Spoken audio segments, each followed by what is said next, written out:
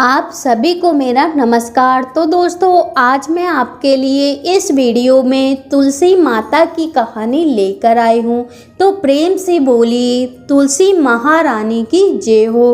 दोस्तों, एक समय की बात है। एक गांव में एक लड़की अपने भाई और भाभी के साथ रहती थी। उस लड़की का विवाह नहीं हो रहा था। वह लड़की तुलसी माता जी की बहुत सेवा पूजा पाठ करती थी। नियम पूर्वक तुलसी माता जी की पूजा करती और वहीं बैठकर तुलसी माता जी की कथा कहानी सुना करती थी। लेकिन उस लड़की की भाभी को यह सब पसंद नहीं था। वह हमेशा अपनी ननद को ताना दिया करती थी कि जब देखो तब तुलसी के पास बैठकर कथा कहानी सुनती रहती है, कोई काम धंधा नहीं करती है। जब तुम्हारा विवाह होगा तो बारातियों को भी तुलसी खाने को दूंगी, दहेज में भी तुलसी दूंगी। कुछ समय बाद ननद का रिश्ता पक्का हो गया। धीरे धीरे विवाह का समय भी आ गया।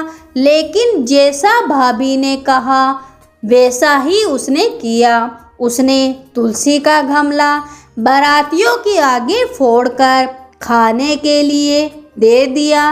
ननद तुलसी माता जी की परम भक्त थी और उनकी प्रार्थना करने पर फूटा हुआ तुलसी का गमला स्वादिष्ट भोजन में परिवर्तित हो गया और भाभी ने अपनी ननद को तुलसी की माला गले में और हाथों में पहना दी। तो माता रानी की कृपा से वह भी हीरे और सोने की जेवरात में बदल गए।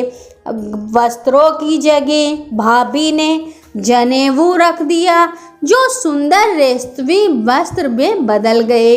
इसके बाद ननद विदा होकर अपने ससुराल पहुंच गई। ससुराल में सबने ननद को इतने गहने पहने हुए देखा और इतना सामान लाते हुए देखा तो सब गांव वालों ने ननद की खूब प्रशंसा की। ननद की खूब प्रशंसा हुई तो ससुराल वाले भी सभी खुश हो गए। शादी के कुछ दिनों बाद भाभी अपने पति से कहती हैं कि अब जाओ अपनी बहन को बुला लाओ। वह देखना चाहती थी कि हमने उसकी शादी गरीब घर में की है तो वह कैसे रहती है। भाई के पास अपनी बहन को देने के लिए कुछ भी नहीं था। इस बात से वह बहुत मायूस था। लेकिन वह अपनी बहन को लेने के लिए चल पड़ा। जैसे ही वह बहन के घर पहुंचा तो सोचने लगा कि अंदर कैसे जाऊं। सब लोग देखेंगे तो क्या कहेंगे कि मैं पहली बार बहन के घर आया हूँ और कुछ भी लेकर नहीं आया हूँ। लेकिन तभी छत से बहन ने उसे देख लिया और बहन ने अपने भाई को घर के अंदर बुलाया। अंदर आकर भाई ने अपनी बहन के सास से कहा कि मैं अपनी बहन को ले जाने के लिए आया हूँ। लेकिन उस लड़की की सास ने कहा कि नहीं नहीं, अभी अपनी बहू को विदा नहीं करूँगी। जब से मेरी बहू आई है तब से हमारे घर में बहुत सुख शांति खुशियाँ ही खुशियाँ आ गई है। अब मैं अपनी बहू को कहीं नहीं जाने दूंगी। लेकिन भाई के बार बार आग्रह करने पर लड़की की सास ने 2 दिन के लिए अपनी बहू को उसके भाई के साथ भेज दिया। लड़की अपने भाई के साथ मायके आती है। भाभी उसे देखकर चौंक जाती है। वह लड़की बहुत सारे गहने पहने हुई थी और बहुत सारा सामान लेकर आई थी। भाभी यह सब देखकर पूछती है कि हमने तुम्हारा विवाह गरीब घर में किया था, फिर तुम इतने गहने और यह सामान कहाँ से लाई हो। तब उस लड़की ने कहा, भाभी यह सब तुलसी महारानी की कृपा है। यह सब उन्होंने ही दिया है। भाभी ननद से और ज़्यादा जलने लग गई। 2 दिन के बाद ननद अपने ससुराल चली गई।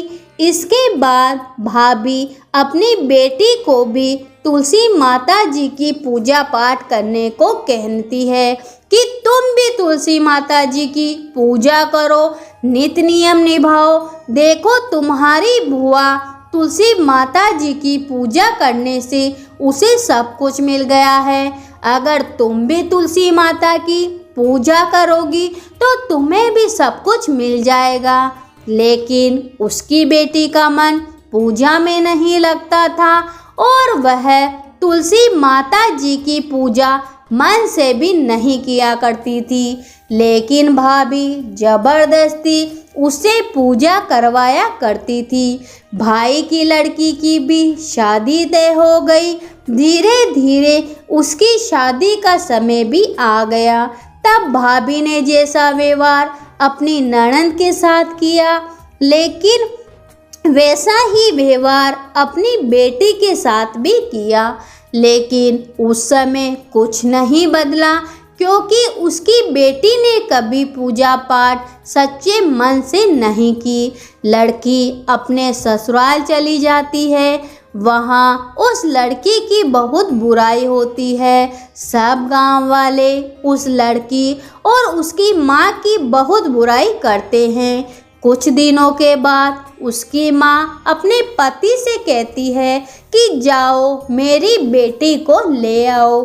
उसका पति अपनी बेटी को लाने जाता है और बेटी अपने घर आ जाती है। लेकिन बेटी पर कोई गहने नहीं था, कुछ भी नहीं था।